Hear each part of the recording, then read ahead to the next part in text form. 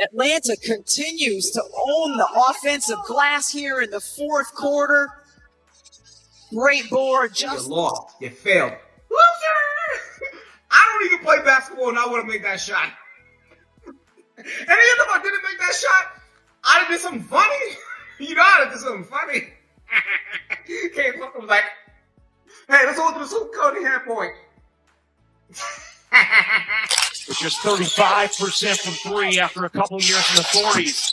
Howard misses that one. Ryan Howard or Alicia Gray, I think Ryan Howard, airballs a shot to win the game late. It lands in Angel Reese's lap, and collectively the whole world said, yeah, she ain't making that. Collectively the whole world said, oh, Angel Reese has it? Oh, and it's a layup? Yeah, she's bricking that.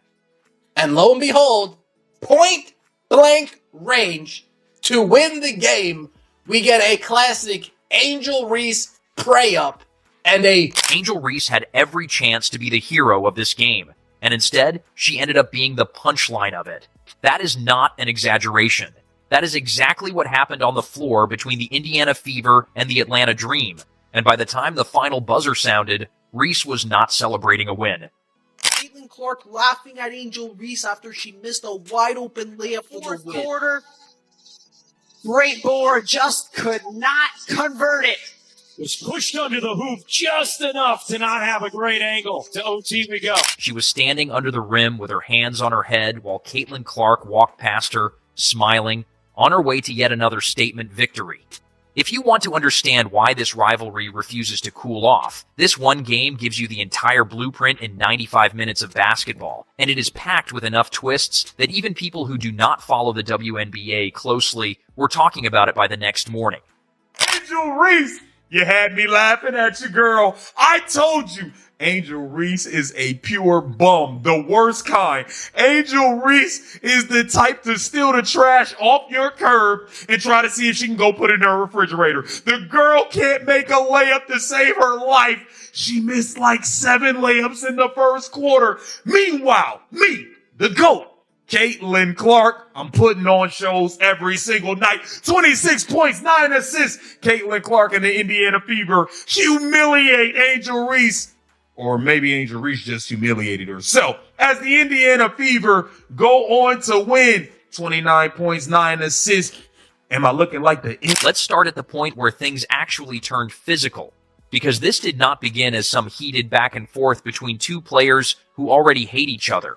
It started with Reese getting cooked on defense, plain and simple. Midway through the first quarter, Clark pulled up from deep off the dribble with Reese draped all over her, contesting as tightly as she possibly could, and the shot fell anyway, clean through the net. Because she was crap in this game. A bag of crap. She was awful. Angel Reese was terrible. Speaking of terrible, Angel Reese never beating the allegations. This was to open the game. With Reese leaking out, finds her. Lee Sheet. That was awful. Wow, that was awful. One more good time. It did a... Yeah. Yikes. Holy moly. Holy... That is the kind of moment that can quietly get under a defender's skin, even if nobody watching realizes it in the moment. You do everything right defensively, you contest the shot with good position, and the ball still goes in.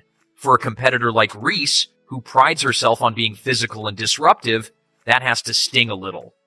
Caitlin Clark laughing at Angel Reese for missing the game-winning layup. Helen Keller could have made the layup. It was the fucking second layup that she missed. She missed a wide-open drive in the first quarter, and then she misses the game-winning layup. And then, of course, we have the halftime crew just glazing Angel Reese, making it seem like she's a better player than Kelsey Mitchell, making it seem like she's a better player than Caitlin Clark. And Angel Reese with the total brick of a three-pointer. No wonder why they left her wide open. Misses the layup. And look of disappointment on both her coach and teammates' face when she missed the game-winning layup. At least Angel was honest at halftime with Holly. I was a little bit impressed by that, where she was like, hey, I am playing like shit right now. I really gotta step it up. I will say she is good on defense. She's always good on defense. She's a rebound machine, but she shouldn't shoot the ball so much. This photo just like needs to be... A few possessions later,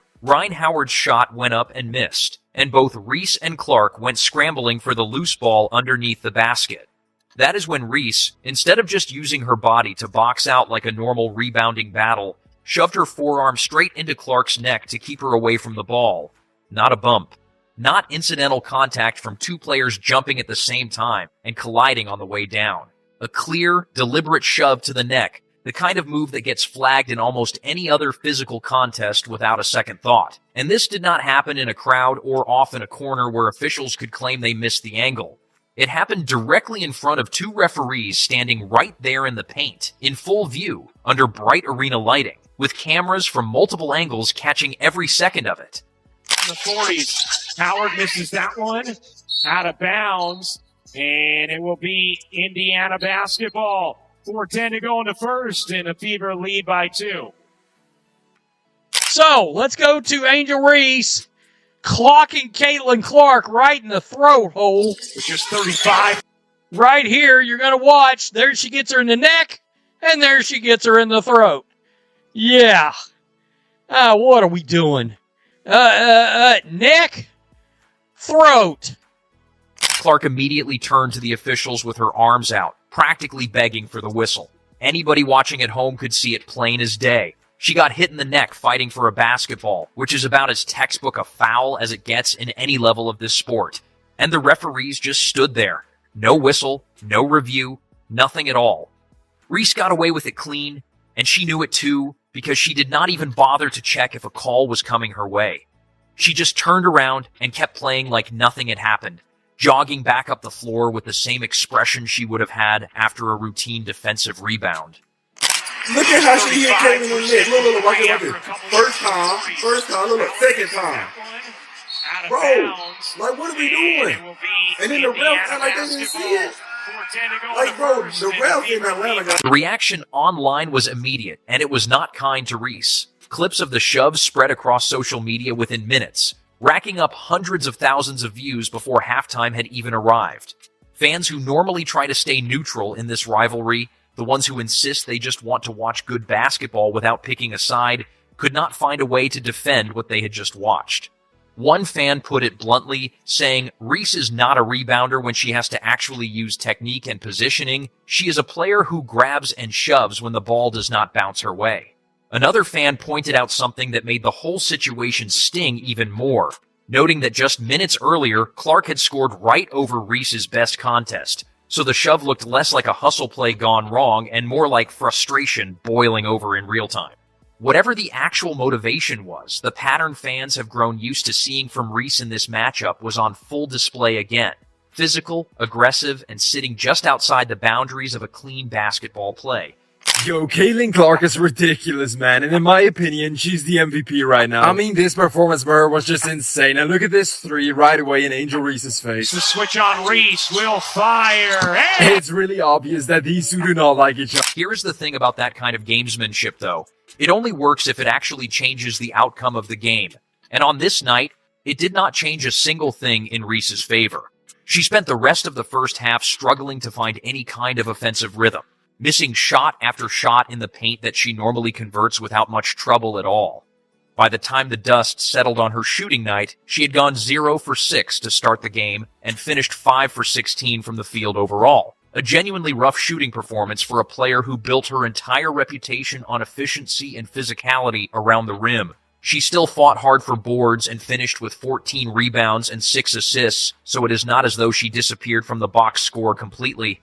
But the aggression that fueled that neck shove clearly was not translating into made buckets, and Clark, seemingly unaffected by any of it, just kept doing exactly what she came there to do. Reese on a fast break. She sucks from 3. Boom! Whoa!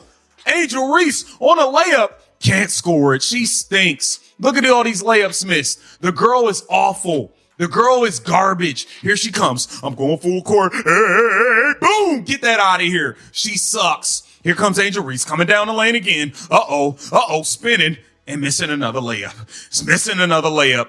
Here we go. She's looking for fouls. Here we go. Down low. Uh-oh, I'm spinning. I'm missing another layup. The girl is horrible. The girl is terrible at the game. Here we come. Coming down the lane. Here we go. I lost it out of bounds. Down low again. Another layup opportunity. And she missed it. She's terrible. Here we go for three. Clank. Here we go. Game on the line. Uh-oh, I can win it. Smoke the layup. Then Nas Hillman follows up and smokes the layup. I mean, you starting to rub off on the other people on the roster. Fast forward to the fourth quarter, and this game had turned into an absolute battle down the stretch. Alicia Gray was putting together a career night for Atlanta, eventually finishing with a career-high 32 points, and the Dream kept clawing their way back every single time Indiana tried to pull away and put the game out of reach. With the score tied at 81 and the clock bleeding down towards 0, Ryan Howard fired up a three-point attempt that missed off the front rim. Reese, fighting for the ball with Aaliyah Boston practically riding on her back the entire way, somehow ripped down the offensive rebound in heavy traffic. This was Reese's moment. This was the exact kind of play she had been physically imposing herself to create all night long. All she needed to do was finish it clean. 5 seconds. Howard launches. Missed it badly. Reese the putback. Won't go. Hillman. No. And we have... She could not finish it. With Boston draped all over her and barely any space to work with, Reese put up a putback attempt that did not even reach the front rim, clanking off short with 3 seconds left on the clock. The ball bounced free again, and Naz Hillman scrambled desperately to try to save the possession with a follow-up layup attempt of her own, only for Boston to reach back and swat that one away too. 2 chances, right at the rim, with a golden opportunity to send Indiana home with a loss, and Atlanta could not convert either one of them. All that physical effort Reese put into shoving her way to good positioning, and when it actually mattered, when the game was sitting right there for the taking with the clock about to hit 0, she could not finish the play in front of her. Did y'all see that game? That was the greatest thing I've ever seen in my entire life. Oh, and it couldn't have happened to a nicer individual. Angel Reese, probably the most despised person in the history of all sports, couldn't get a layup in. She tried the first time, couldn't get it. She tried the second time, couldn't get it. Even her teammates were like, come on, man.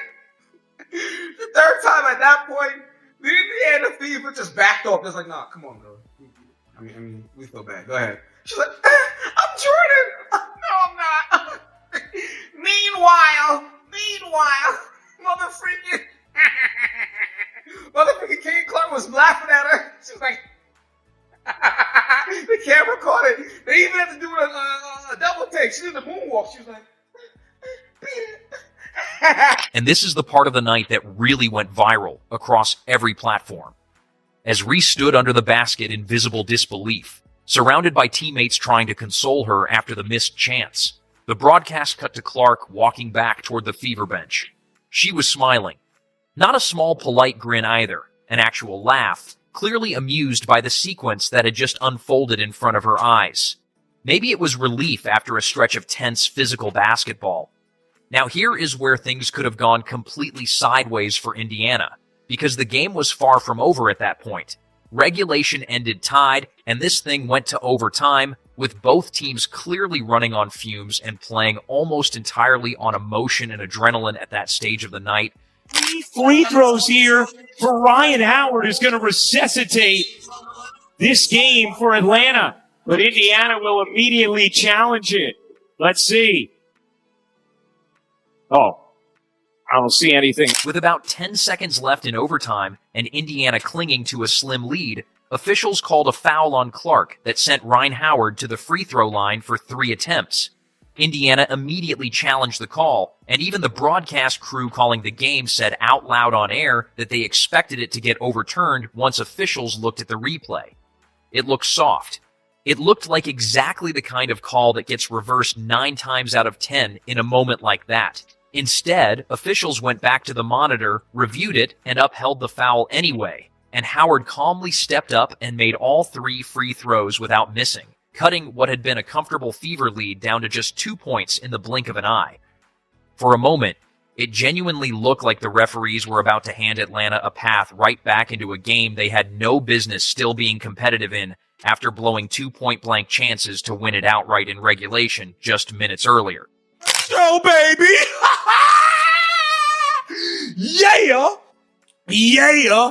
I told y'all Caitlin Clark was gonna put on a show versus Angel Reese and show why she's the real MVP. Not no rebounds, falling everywhere, missing layups everywhere. Angel Reese, your palms were sweaty, knees weak, arms was heavy, was vomit on your jersey already. Mom spaghetti, you're nervous! You look like pure garbage. Atlanta had no choice but to foul immediately to stop the clock and try to extend the game, and that foul landed right on Clark. She stepped to the line with 9.8 seconds remaining and knocked down both free throws without the slightest hesitation, pushing the lead back out to 4 points at 95-91. Atlanta got one more possession to try something desperate down the floor, and then in overtime, officials upheld a shaky, questionable foul call on Clark that briefly cracked the door back open for the Dream to steal the whole thing. Every single break that could have gone against Indiana did go against Indiana at some point during that stretch, and Clark and the Fever still found a way to close it out when it mattered most. That is the part that should really stick with people watching this rivalry continue to unfold week after week. It is not just that Clark outplayed Reese on the stat sheet, 26 points and 9 assists compared to Reese's rough shooting night. It is that Indiana had to survive a hostile whistle, a hard and questionable foul, and a legitimate second chance for Atlanta to steal the win late, and they still walked out of that building with the result they came for. A wide open layup on a fast break is by far one of the most embarrassing things you can do in the sport of basketball. Whether you're in elementary school, middle school, high school, college, professional, WNBA, NBA, it doesn't matter. It's just a terrible look regardless. And then missing a game-winning layup as a big, I'm sorry, you just can't defend some of these things. And I always have Angel Reese's back, but we gotta do better. Yeah, she finished the game with 15 points, 14 boards, and 6 assists. That's an amazing game. But then you look at her splits, she shot 31% from the field.